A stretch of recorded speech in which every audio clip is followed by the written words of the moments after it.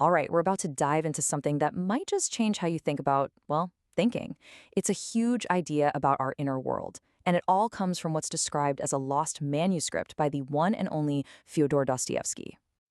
But first, let me ask you something. You ever feel like you're being pulled in a million different directions at once? One part of you is screaming, go to the gym, while another part is whispering, but pizza on the couch.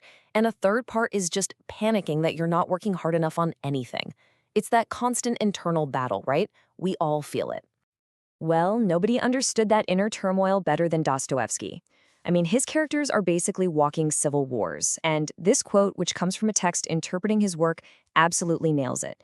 The monologue is always secretly dialogue, the self is always already multiple. Just let that sink in for a second.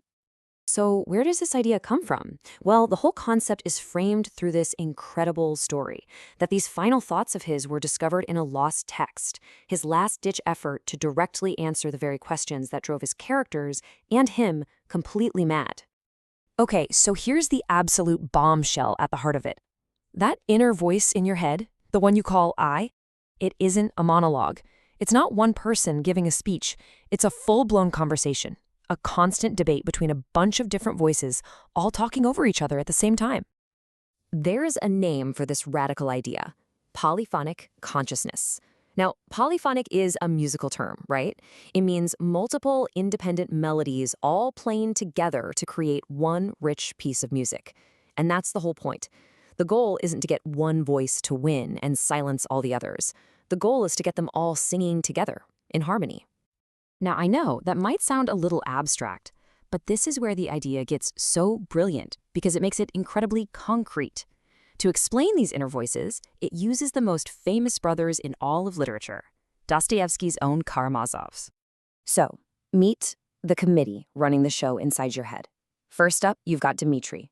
He's the voice of the body, all passion, raw desire, living completely for the now. Then there's Ivan, the voice of the mind. He's pure logic, reason, and that nagging, corrosive doubt. And finally, you have Alyosha, the voice of the heart, representing love, faith, and our need for connection. You see, these aren't just characters in a book. They're the fundamental voices at war inside every single one of us.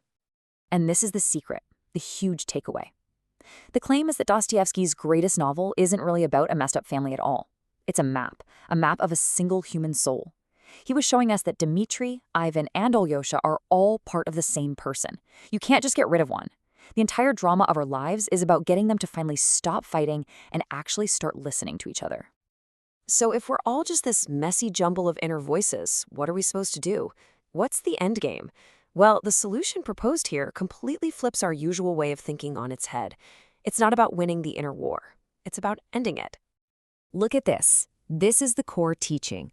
Most of us are chasing unity. We think our smart, logical Ivan has to crush our impulsive, passionate Dmitri.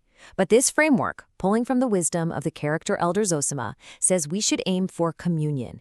You don't eliminate the voices you don't like. You build a relationship between them. The goal isn't a solo performance, it's a chorus. This quote from a so-called hidden chapter just sums it all up perfectly. The art of the spiritual life is not to eliminate voices, but to conduct them. Think about that. You're not just one of the singers in your head. You are the conductor of the whole orchestra.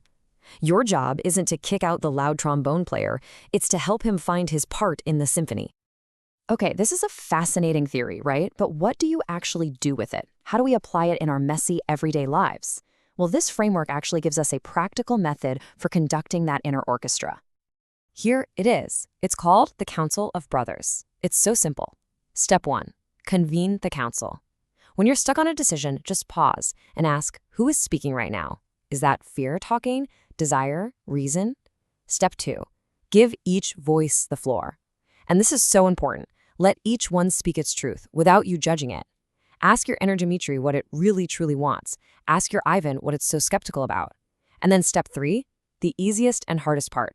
Just listen. Don't try to force a compromise. The idea is that if you just listen to the conversation, a new, creative, and much better solution, a synthesis, will just emerge. So this whole idea of polyphonic consciousness leaves us with a really powerful question to carry with us. As you go about your day today, just try to listen to that conversation happening inside of you. Is there a voice you've been pushing down, an inner brother you've been trying to ignore? Which one of them really, truly needs to be heard today?